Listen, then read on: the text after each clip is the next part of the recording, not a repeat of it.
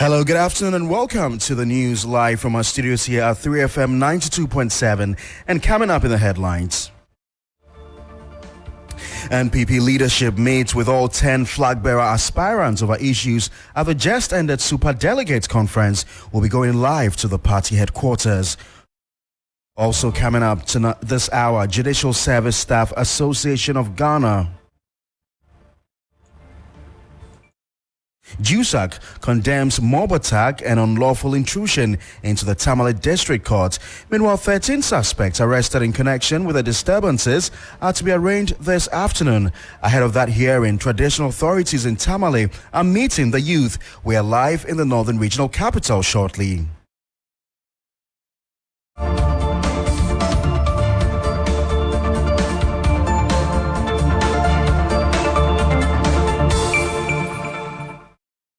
Right, thank you very much for joining us here for Midday News. My name is Paa Kwesi Asare.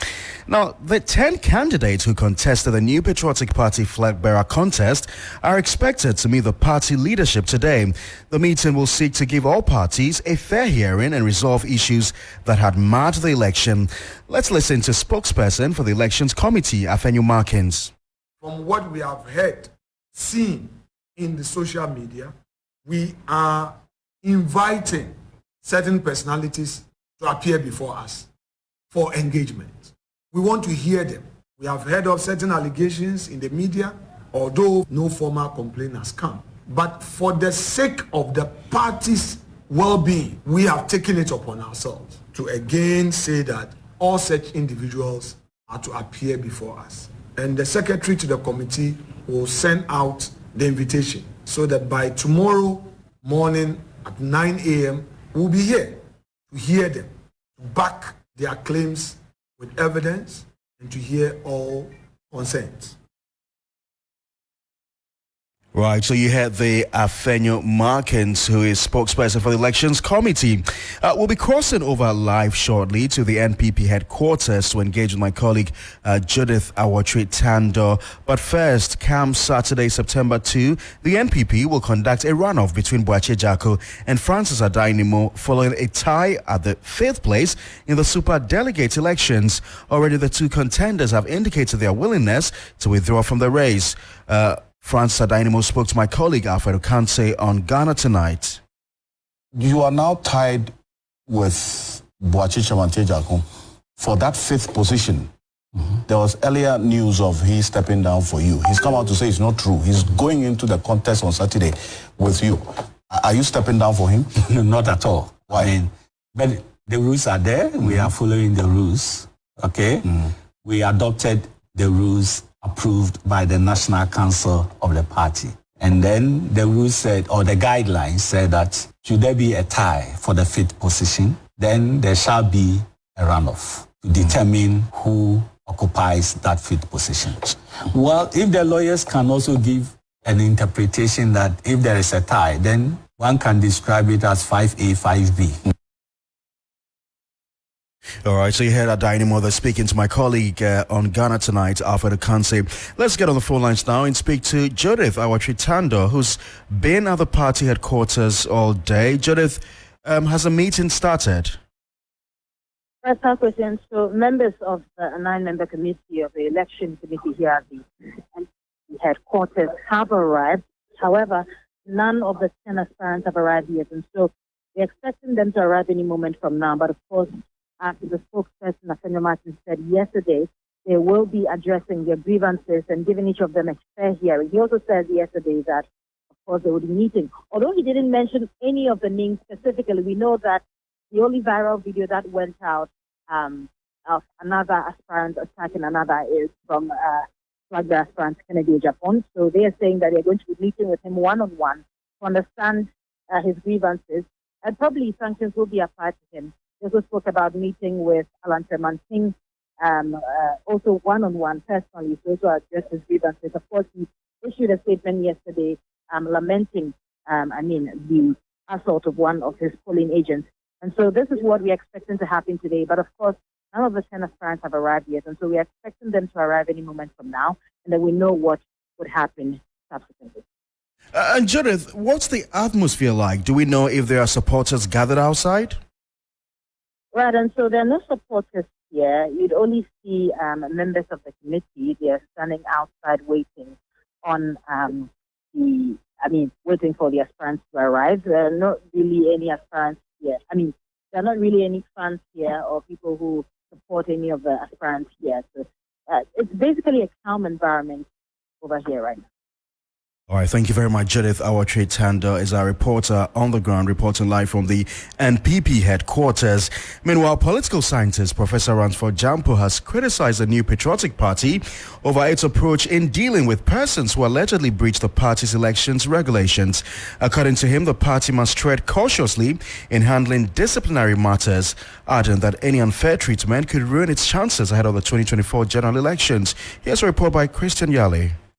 The decision to refer Kennedy Ejapon to the party's disciplinary committee for allegedly misconducting himself during the Superdelegate Congress has raised concerns. Some analysts have argued that his comment did not constitute an insult or a threat to demand summons by the party. Political scientist at the University of Ghana, Professor Ransford Jampo, says the NPP must not be selective in handling disciplinary cases. He is concerned about the seeming aggressive nature in which the party deals with certain individuals when they breach its rules. Dragging somebody before a disciplinary committee is not tantamount to the person being guilty. I do not see how telling somebody that I'm going to give you a showdown amounts to burning a party. I don't, in my mind, I don't see. The party must be seen to be fair in handling some of these things. Well, he has also raised concerns about the manner in which the party presented the outcome of the Superdelegate Congress. According to him, the party shouldn't have placed people in order of merit. He says there's only leaves a room for people to make prejudicial comment. The party may want to review the electoral processes to reflect the recommendation that in future the outcome of superdelegate elections should not be announced in any order of merit. You do not use this superdelegates, the outcome of superdelegate election as a basis for anything. While urging the party to elect a legitimate candidate for the 2024 elections, he says the top three flag-bearer aspirant must not be complacent. If you just tuned in, a reminder, you're listening to Midday News here on 3FM 92.7. Now, the Judicial Staff Association of Ghana, JUSAC, has denounced the violent and unlawful intrusion into the Tamale District Court's premises. Some angry youth who were protesting the hearing of a case reportedly attacked the court premises with stones and other offensive objects, injuring a police officer in the process. JUSAC, in a statement, condemned the attack while commending the swift intervention of the police service in dispersing the crowd and safeguarding lives. The association demanded a swift and lawful handling of the 13 suspects in custody, urging the arrest of those still at large. It's also called for enhanced security measures before court operations resume. Meanwhile, the 13 suspects arrested in connection with the disturbances are to be arraigned before court today. However, ahead of the court hearing, a crunch meeting between the chiefs in the Greater Tamale Metropolis and the youth is currently ongoing at the palace of the Paramount Chief of Tamale. The meeting is expected to consider a roadmap to ensure sanity between the youth and the police service. The Northern Regional Security Council is also expected to meet to find a solution to the friction between police and the youth. Let's cross over live to Tamale and engage further with our man on the ground, Christopher Amako. Chris, good to have you on the news. First of all, can you give us a brief background to the disturbances leading to the arrest?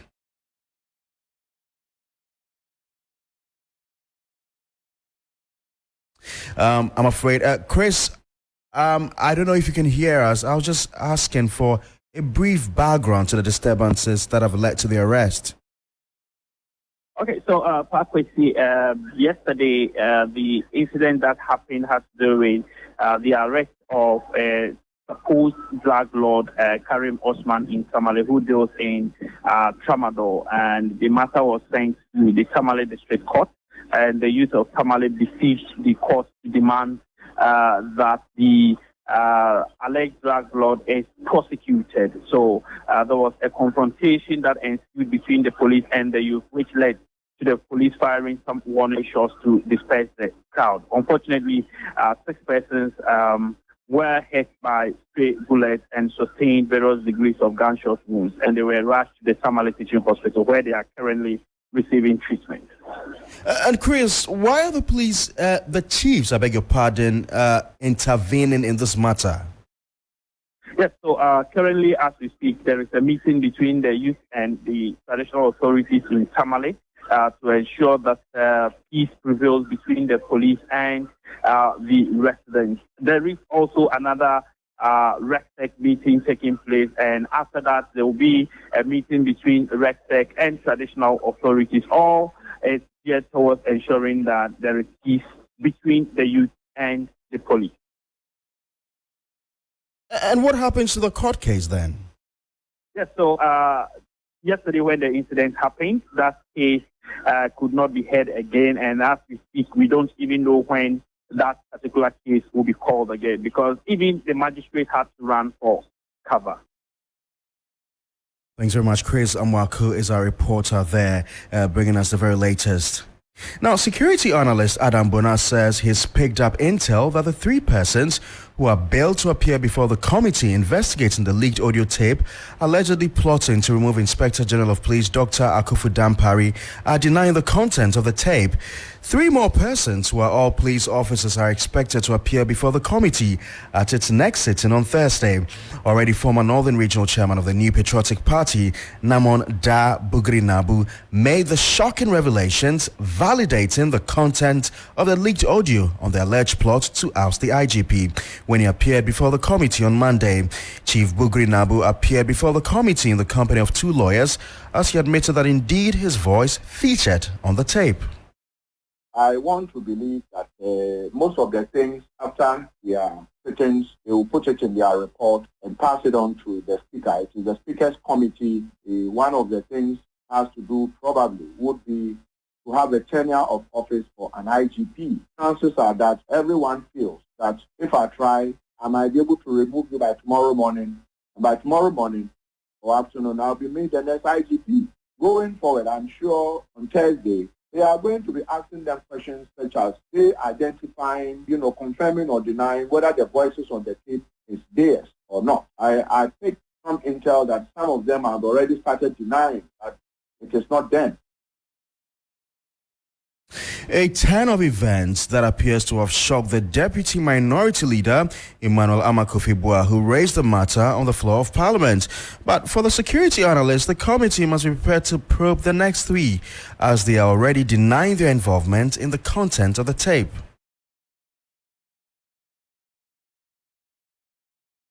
A reminder, you're listening to the news live here on 3FM 92.7. It's 15 minutes past 12. Now, the Ghana Police Service has rolled out an automated system to enhance the safety of drivers and enforce adherence to road traffic regulations. The system, known as Traffic GH, uses cameras and sensors to capture images and videos of vehicles that will disregard road traffic laws. My colleague Ibrahim Abubakar reports. In spite of rigorous enforcement efforts by relevant agencies, road crashes continue to surge due to increasing indiscipline among road users. In a bid to tackle this menace, the Ghana Police Service is launching an innovative technology-driven approach named Traffic GH. This aims at enhancing compliance with road traffic laws and regulations, ultimately leading to a reduction in accidents. This is a system which is practiced worldwide by our partners everywhere that assist to gather evidence in a very short time without necessarily stopping the driver or inviting the owner to come to the police station. Central to the strategy is the utilization of cameras and sensors that seamlessly identify vehicles breaching road traffic norms, such as overspeeding and running red lights. The Menchia Divisional Police Commander, ACP Frank Abrokwa, hinted the era where motorists disregard road traffic regulations and go scot-free is over. Over the years, people have been committing traffic offenses and have been evading arrest. So this time around, those things are the past. At any point in time, any road user must observe the regulations and obey the rules and the laws. These are techniques and technology that is being used, and it is going to capture everybody. In pursuit of a comprehensive approach, the police service conducted nationwide stakeholder engagement, engaging leaders from various transport unions and interest groups. These interactions aimed to sensitize stakeholders about the new initiative and foster a collective effort towards safer roads. Government is aiming to transform the agricultural sector of the country in the next 5 years through a new master plan under the second phase of the Planting for Food and Jobs program. According to government, the new initiative launched on Monday in Tamale will significantly transform agriculture with emphasis on modernization through the development of a selected commodity value chain and active private sector participation. Now, key elements of the phase 2 would also include an inputs credit system that provides farmers with access to inputs like seeds, fertilizers and pesticides, and other support services for improving productivity and yields, as well as storage infrastructure and a logistic hub to improve storage and distribution of produce to reduce post-harvest losses. Minister for Food and Agriculture, Brandy Champon, highlights some of the features of the Phase 2. Let's get onto the phone lines now and speak to Dr. Charles Nyaba, who's the Executive Director of the Peasant Farmers Association of Ghana. Thank you, sir, for your time. And farmers in the past had raised concerns about the Planting for Food and Jobs program. Government says all those concerns will be addressed under the phase 2 of the program. Do you find this a viable plan to turn things around? Hello? Hello, Mr. Nyaba. Can you hear me? Yes, please. Right. So my question was whether or not you find this a viable plan to be able to turn things around, considering the fact that farmers over the years had expressed concerns about the Planting for Foods program.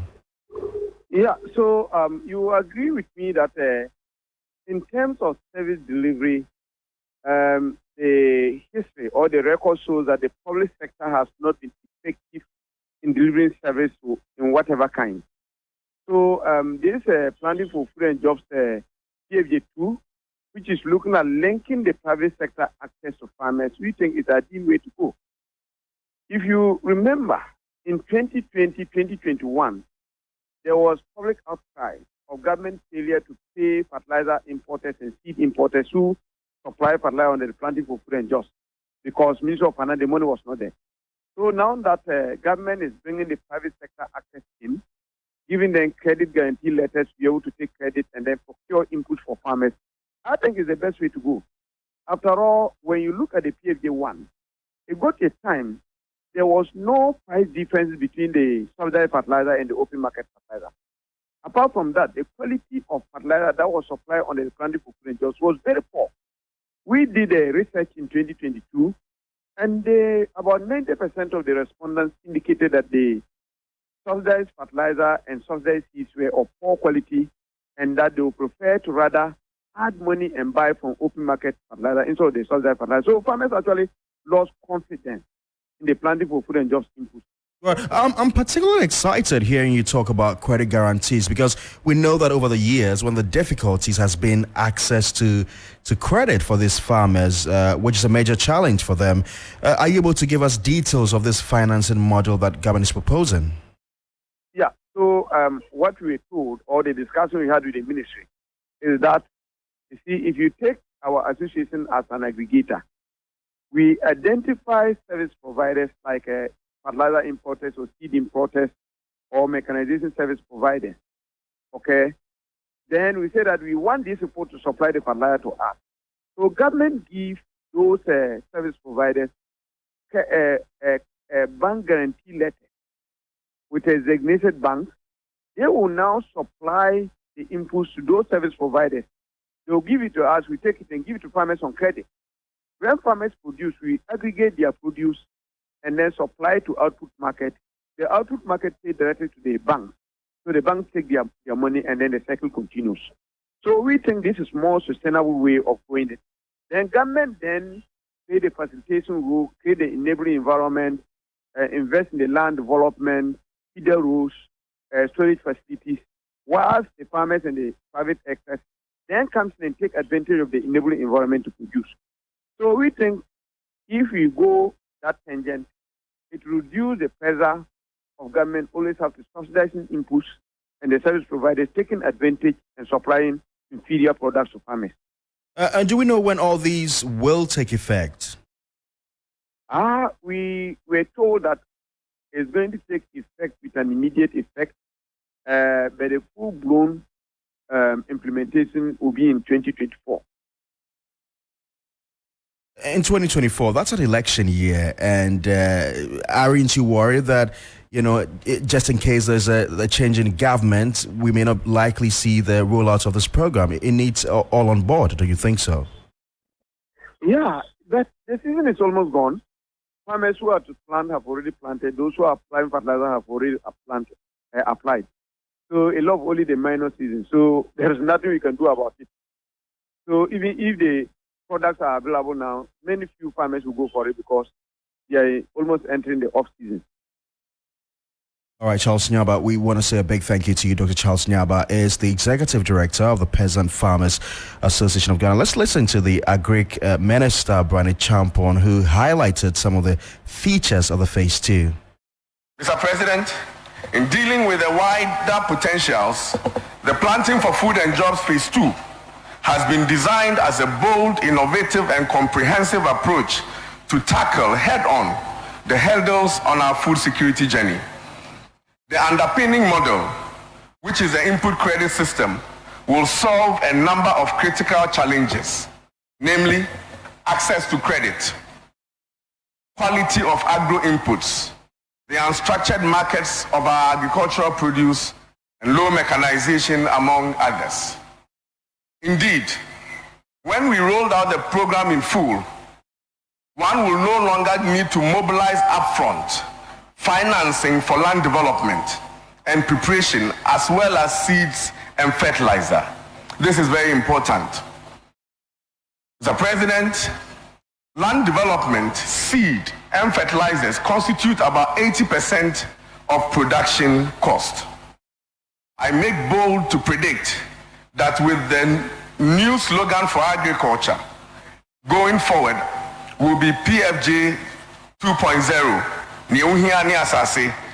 to which all you need is access to land and all other things shall be added. You heard our Greek Minister, Brian Champon there.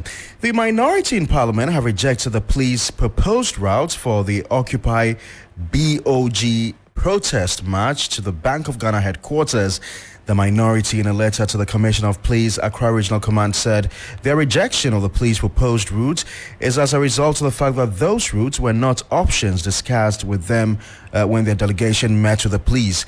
The statement further suggested that the attempt to deny them an opportunity to terminate their protest at the headquarters of the Bank of Ghana on the pretext that it's a security zone is untenable, troubling and unwholesome for the Ghana Police Service's motto of service with integrity.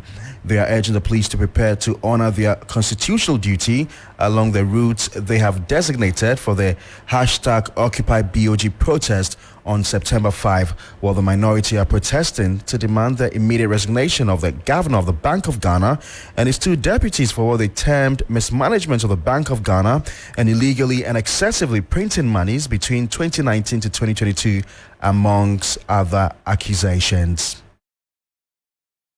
A reminder, you're still listening to the news here on 3FM 92.7. Let's do a quick reminder of our top headline stories. The NPP meets with all 10 flag bearer aspirants over issues at the just ended Super Delegates Conference. We brought you some reactions there. Judith Awachitanda, reporter, has been stationed there to bring us the very latest details of that meeting Also, Judicial Service Staff Association of Ghana, JUSAG, has condemned a mob attack and unlawful intrusion into the Tamale District Court. Meanwhile, 13 suspects arrested in connection with a disturbance are to be arraigned this afternoon. Now, ahead of that meeting, the traditional authorities in Tamale are also meeting the youth.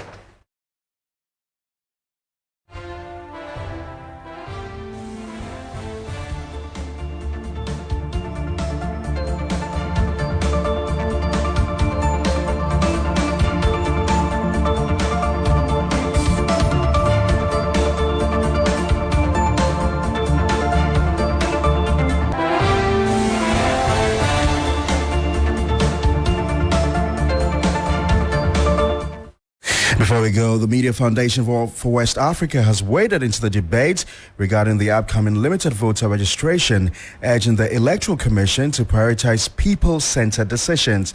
The Executive Director, Suleimana Brima, emphasized that conducting the registration at the district level would only be feasible if the electoral body arranges transportation for eligible applicants to the center. Already some 7 political parties without representation in Parliament have expressed concerns over the Electoral Commission's decision to hold a limited voter registration at district offices, despite warnings that it will disenfranchise some members. Democracy is about the people. And as institutions that are serving our democracy, it is important that we all act in ways that would ensure inclusion and leave no one behind. And I think that if the EC is therefore implementing a policy that would make it impossible for the vulnerable to be included in our electoral processes, then certainly that is a wrong step. Look, they are serving the people, they are not serving themselves. And every decision that must be taken must be a decision that is in line with the interest of the people. You heard the Executive Director of the Media Foundation for West Africa, Suleimana Brima, there. Ending our news on 3FM 92.7. My name is Paa Kwesi Asare.